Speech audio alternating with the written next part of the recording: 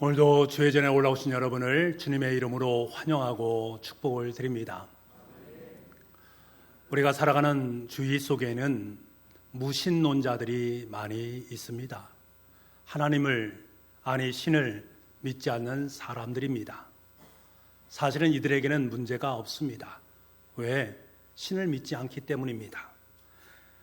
우리에게는 무신론자보다 문제가 되는 것은 하나님을 믿기는 믿는데 하나님을 제대로 믿지 않는 사람들입니다. 하나님을 믿는다라고 말하면서 삶을 살아내는 모습을 보면 하나님 없이 살아가는 사람들이 있단 말입니다. 주일에는 열심히 교회 봉사하고 섬기는 신앙생활을 하는 것 같습니다만 평상시의 삶을 보면 예수님 없이 살아가는 사람들이 많이 있습니다. 믿음의 길을 걷는 사람처럼 보이지만 여전히 그들의 삶의 자리 속엔 무신론적인 그러한 기질을 품고 살아가는 분들이 계십니다. 그리스도인은 어떤 사람입니까? 예수님을 믿고 영접한 분들입니다.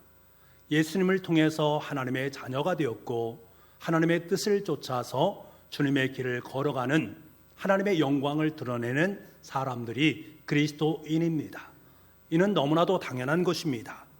그런데 이런 하나님의 영광을 위해 살아가는 것보다 내 자신의 만족과 유익, 부와 명예, 안위를 위해서 살아가는 사람들이 많이 계시단 말입니다.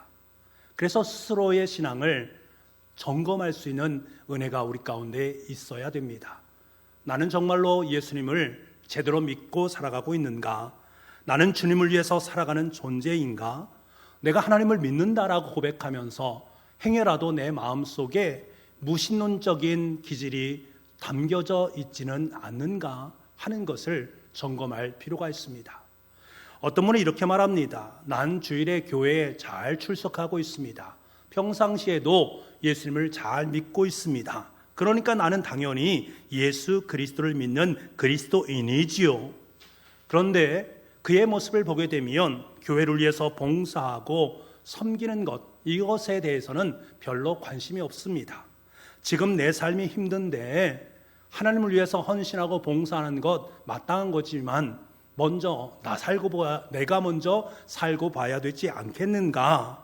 하나님을 위해서 헌신할 수 있는 역량이 되지 않는데 내가 해야 할 일들이 산적해 있는데 교우들 위해서 봉사하고 섬기는 것, 그것은 나중에 어느 정도 시간이 되고 역량이 되고 능력이 되면 그때 행하지라고 말하는 분들이 계십니다. 근데 주님은 너무나도 분명하게 우리에게 말씀하고 있습니다. 너 그리스도인이냐? 정말 나를 믿고 있느냐? 그럼 내가 너에게 말한 하나님을 사랑하고 이웃을 사랑하는 그 사랑의 말씀에 순종하는 삶을 살아가야 되지 않느냐? 나의 몸이라고 말하는 교회를 위해서 섬기고 봉사하는 삶을 살아가야 되지 않느냐? 그래야 세상에 비치고 세상의 소금이 되지 않겠느냐? 말씀하시는 주님의 음성이 있습니다. 바울은 그레데 교회에 있는 교우들 중에 유대주의자들을 향해서 일가를 했습니다. 뭐라고 경고의 말씀을 하고 있는가? 디도서 1장 16절 말씀입니다. 그들이 하나님을 시인하나 행위로는 부인하니 가증한 자요 복종하지 아니하는 자요 모든 선한 일을 버리는 자니라.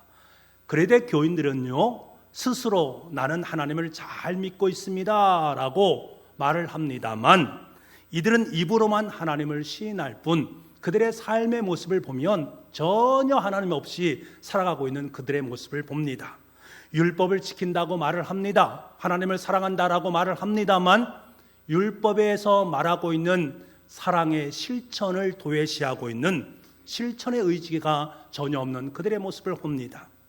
예수님께서는 이사야 선지자의 예언의 말씀을 통해서 그 말을 인용하면서 이 백성이 입술로는 나를 공경하되 마음은 내게서 멀도다라고 말씀하지 않습니까? 유대인들에게 하신 말씀입니다. 그들의 삶의 모습이 말은 그럴듯하게 하는데 그들의 행함의 모습에 있어서는 전혀 나하고 관계없이 살아가고 있다라고 말씀하는 것입니다. 그런데 여러분, 이러한 비판, 유대주의자들에게 대한 비판, 그것이 이들에게만 국한된 것입니까? 그렇지 않습니다. 이 시대를 살아가고 있는 저와 여러분에게도 해당되는 말씀이다라는 사실입니다. 우리는 이 말씀을 깊이 상고할 필요가 있습니다. 그래서 오늘 이 시간에 우리는 스스로에게 이렇게 물어야 됩니다. 지금 나의 신앙생활은 어떠한가? 나의 삶을 돌아볼 때에 이런 유대교적인 마인드를 내 삶에 품고 말씀과 삶이 괴리된 인생을 살고 있지는 않는가? 입으로는 주여 주여를 외치고 있지만 그 주님이 정말로 내 삶을 통해서 드러나고 있는가? 교회를 위해서 봉사하고 섬기는 그러한 귀한 일들에 대해서 내가 등한시 여기는 그러한 모습은 없는지를 우리는 스스로 질문을 해야 됩니다. 여러분, 우리는 이중적인 삶을 살아가는 존재가 아닙니다. 하나님의 말씀을 살아내는 존재입니다. 하나님의 말씀이 내 삶 속에 육화되어져야 됩니다.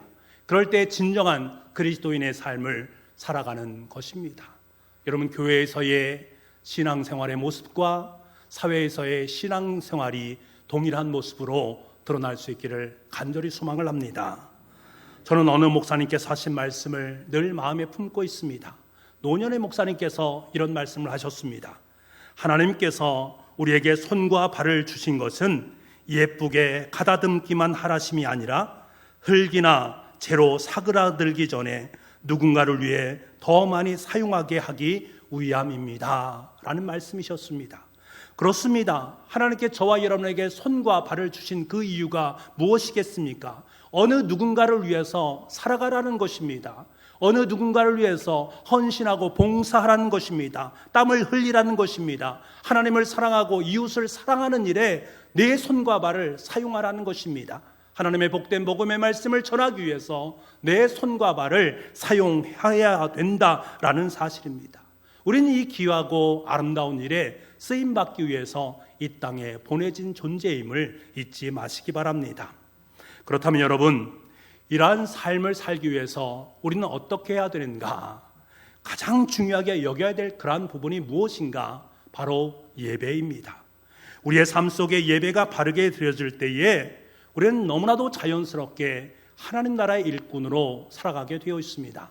반면에 예배가 바르지 못하게 되면 모양만 그럴듯한 그리스도인, 말로만 그럴듯한 그리스도인으로 살아갈 뿐 삶의 자리 속에 하늘의 능력이 상실된 존재가 될 수밖에 없습니다.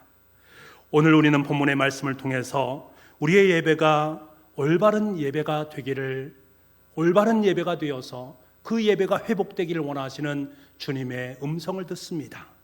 예배가 회복될 때 우리의 삶은 생명을 얻게 되고 하나님의 은혜와 능력의 인생을 살아갈 수 있습니다.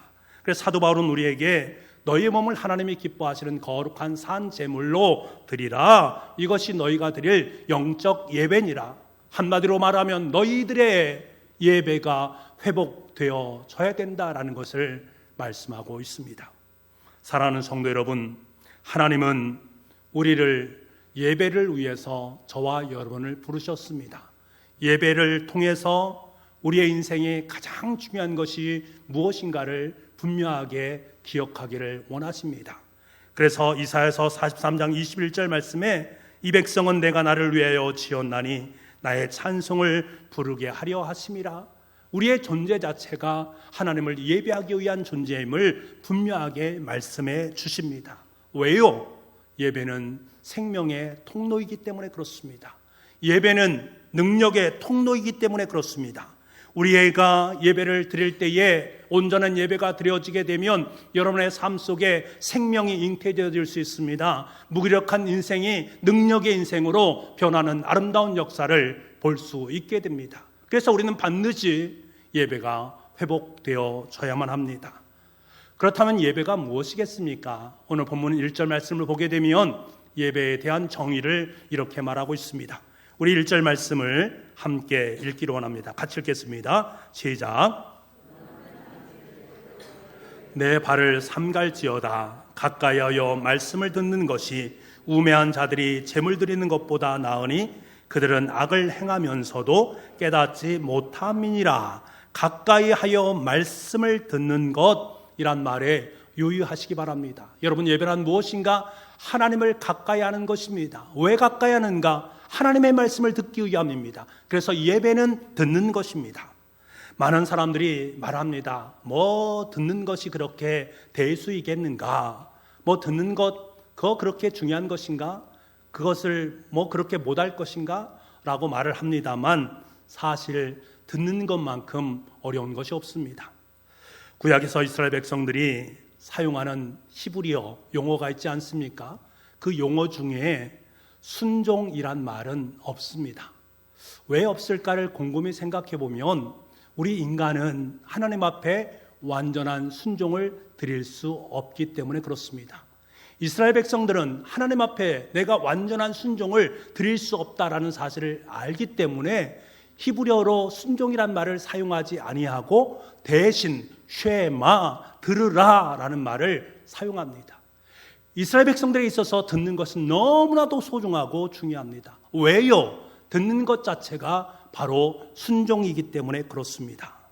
그래서 구약 성경을 읽어보면 들으라라는 말이 수도 없이 계속적으로 반복되는 것을 볼 수가 있습니다. 왜 그렇게 말씀하시는 것입니까? 제발 내 말을 듣고 내 말을 순종하는 삶을 살아가라. 이 말 속에 담겨진 것은 말씀을 듣는 것이 너무나 힘들고 어렵다라는 것입니다. 하나님의 말씀을 듣는 것 쉬운 것 같지만 그렇지 않다라는 것을 우리에게 말하는 것입니다. 여러분, 사탄이 우리에게 행하는 가장 좋은 그들만의 방법이 무엇인지 아십니까? 듣지 못하게 만드는 것입니다. 하나님의 말씀이 들려오지 않게 합니다. 타자의 이야기가 들려오지 않습니다. 경청을 하긴 하는데 그 들려오는 말씀을 자신의 말로 만듭니다. 하나님이 말씀하신 본래의 진의는 있는데 그것을 왜곡해서 내 말로 듣게 되는 것들입니다. 결국은 하나님의 말씀에 귀를 막게 되고 자신의 세계관 속에서 하나님을 믿는 것입니다. 그러니까 참된 믿음이 될 수 없고 왜곡된 믿음이 되는 것들이지요. 요즘에 TV를 보게 되면 서로 함께 이야기를 나누는 모습들을 보게 됩니다. 아니, 여러 프로그램 중에서 함께 이야기를 나누는 모습들을 보게 됩니다. 자세히 보게 되면 자신들이 하고 싶은 말을 하는 것을 보게 됩니다. 자신들이 하고 싶은 말 하지 상대방의 말에 별로 귀를 기울이지 않는 모습들을 봅니다. 토론할 때도 그렇고요, 버라이어티 쇼를 할 때도 그렇습니다. 말이 안 되면 말꼬리를 잡고 늘어지는 모습들을 보게 됩니다. 토론에 등장할 정도의 분이라면 똑똑하신 분 아니겠습니까? 지성과 겸손을 겸비한 분 아니겠습니까? 그렇지만 상대방의 말을 잘 듣지 않고 자기 논리만을 전개를 합니다. 그래서 토론이 끝날 때 보면 토론이 끝난 것이 아니라 자기 감정이 소모되는 모습들을 보게 됩니다. 상대방을 배려하는 마음이 없기 때문에 그렇습니다. 여러분, 듣는 것 쉬운 것이 아닙니다. 그래서 하나님께서 우리에게 들어라, 제발 들어라 라고 강조하고 계신 것입니다. 우리가 그리스도인으로 살아간다는 것은 제일 중요한 것이 경청을 배우는 것입니다. 청종하는 법을 배우는 것입니다. 어디에서 배웁니까? 예배를 통해서입니다. 온전한 신앙을 소유한 분들은 들을 줄 압니다. 하나님의 말씀을 가까이 합니다. 하나님께 들려주시는 그 말씀을 듣고 그 말씀에 순종하기 위해서 날마다 애를 쓰고 수고를 하게 됩니다. 그 말씀에 반응하는 것이지요. 제가 요즘 매일 큐티를 하면서 느끼는 것이 무엇인가 하면, 듣는 것이 정말 힘들구나, 정말 어렵구나 하는 것을 느끼게 됩니다. 토요일마다 우리 교육자들이 함께 모여서 매일 성경을 가지고 큐티를 하고 있습니다. 큐티 나눔을 하면서 전 정말로 은혜를 받습니다. 왜냐하면 제가 읽어내지 못한, 하나님으로부터 들은 그 읽어내지 못한 그 부분을 다른 목사님을 통해서 들을 때에 참 은혜가 됩니다. 이 속에 이런 의미도 담겨져 있구나, 그렇구나 하는 마음을 품기 때문에 저는 이 시간이 너무나 좋습니다. 혼자 묵상을 하다 보면 참 재미있는 것 중에 하나는 묵상을 매일매일 하는데도 그 묵상의 내용이 본문은 다름에도 불구하고 굉장히 유사하다라는 것을 깨닫게 되어집니다. 지난주에 분명히 이 말씀을 보았는데 그 말씀에 대한 오늘 해석 자체가 분명히 달라질 필요가 있는데 달라지지 아니하고 동일한 모습을 볼 때가 많이 있습니다.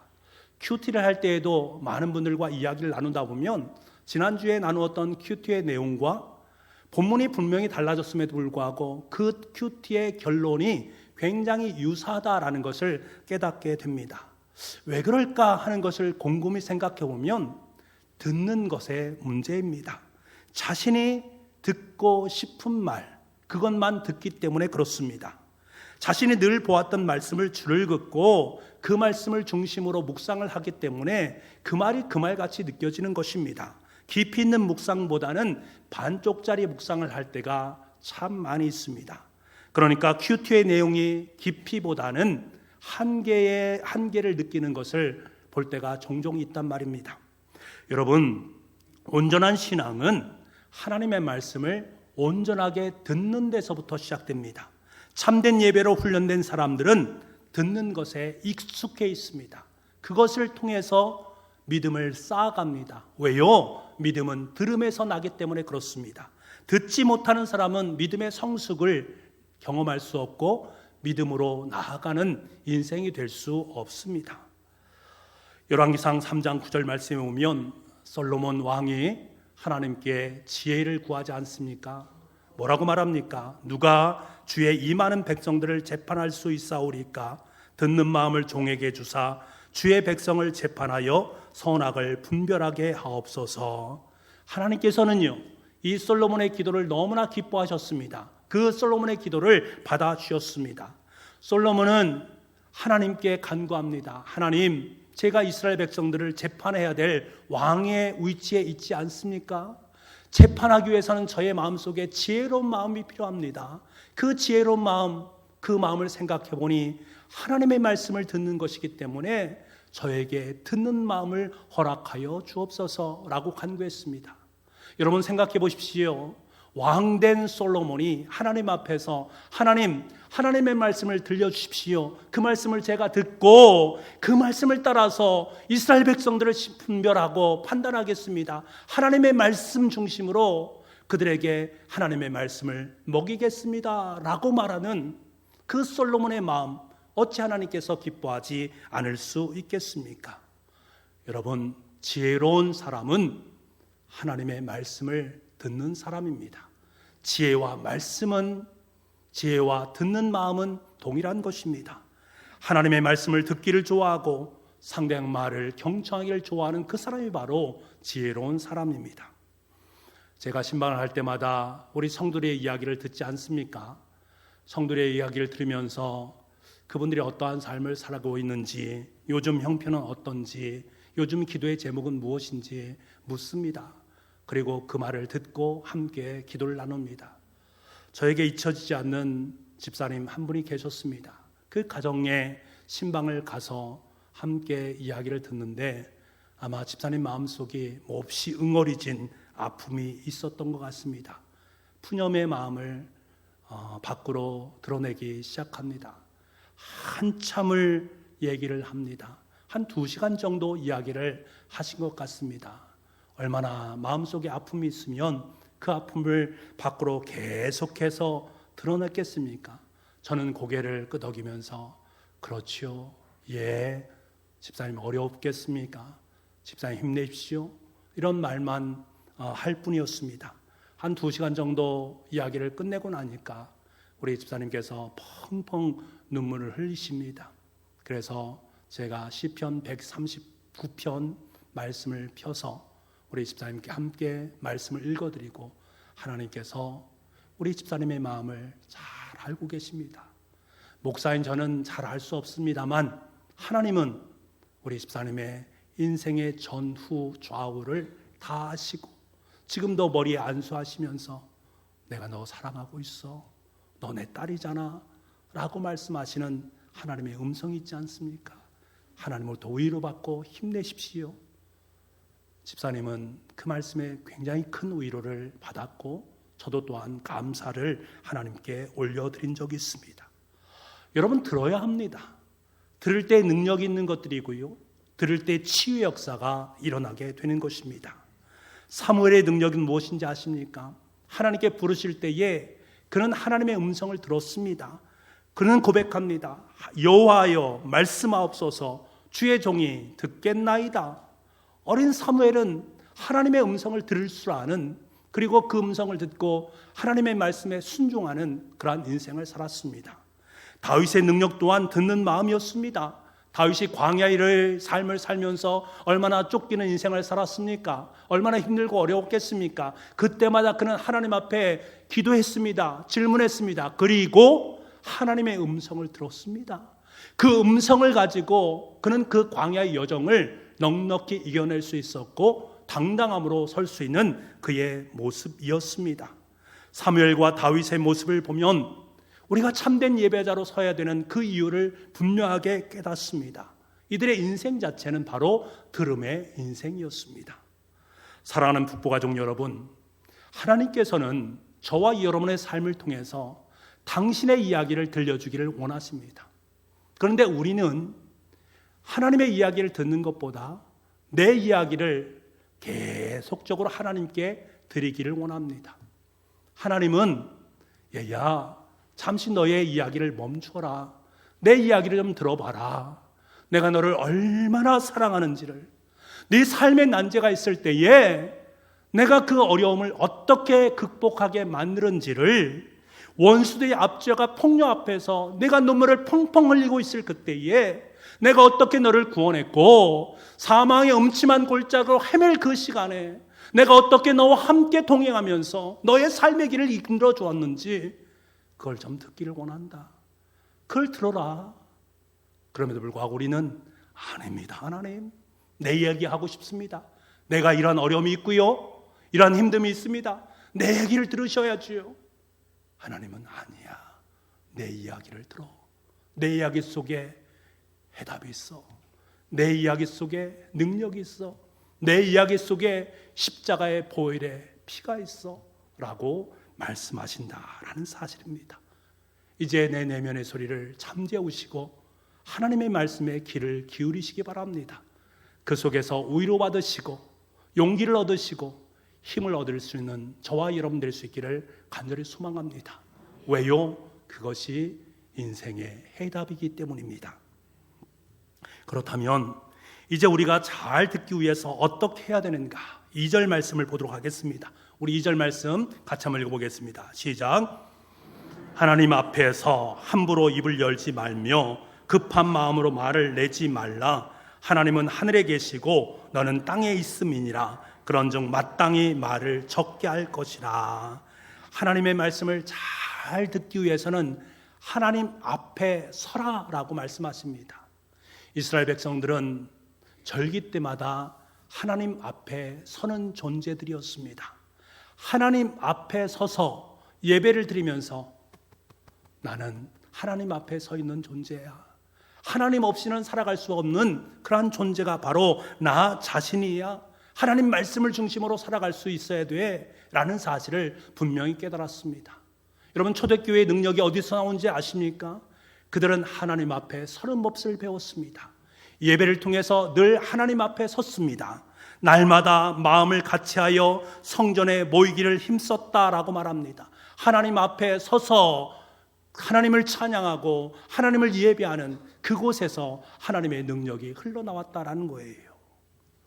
어떤 목사님의 간증을 들었습니다. 한 성도님의 임종을 지켜보는데 그가 너무너무 두려워하는 거예요. 그 목사님은 그 성도님께서 하시는 말씀에 큰 충격을 받았습니다. 그 성도님이 이런 말씀하십니다. 목사님, 저는 수십 년간 교회를 다녔지만 한 번도 목사님의 설교를 들어본 적이 없습니다. 설교가 시작되면 작심하고 잠을 자거나 수첩을 꺼내서 사업 설계서를 작성했습니다. 지금 하나님 앞에 서려고 하니까 생각나는 말씀이 없는 거예요. 생각나는 말씀이 없어서 너무너무 두렵습니다 라는 말씀을 하시답니다.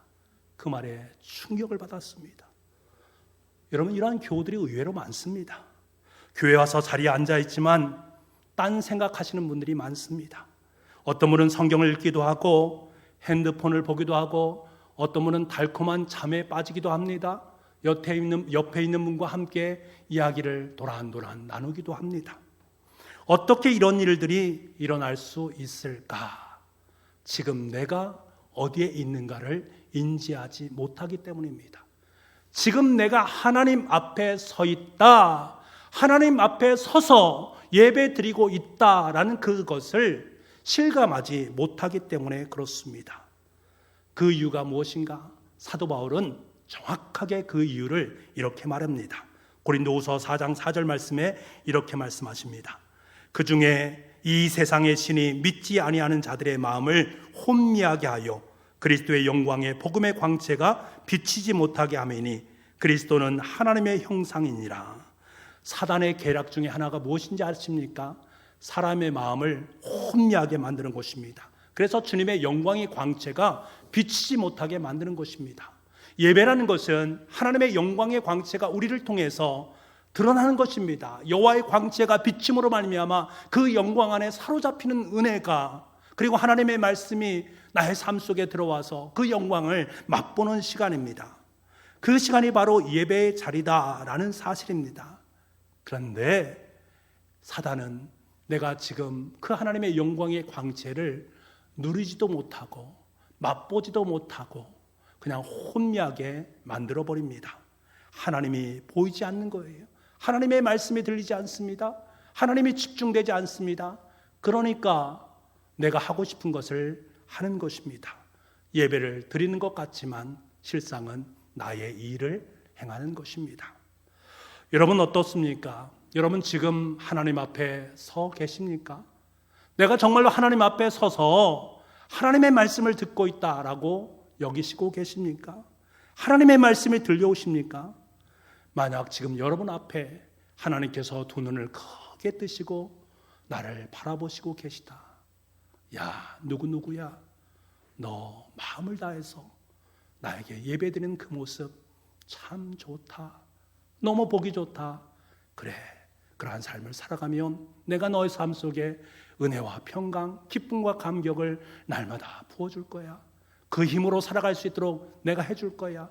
그래, 그렇게 예배를 드려라 라고 말씀하시는 주님의 음성이 여러분에게 들려오고 계십니까? 여러분, 우리는 다시 한번 내 삶의 자리 속에 질문할 수 있어야 됩니다.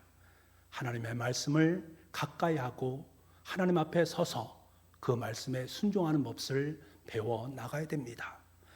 우리가 하나님 앞에 가까이 나아가 말씀을 듣는 것으로 그치는 것이 아니라 하나님 앞에 서시기 바랍니다.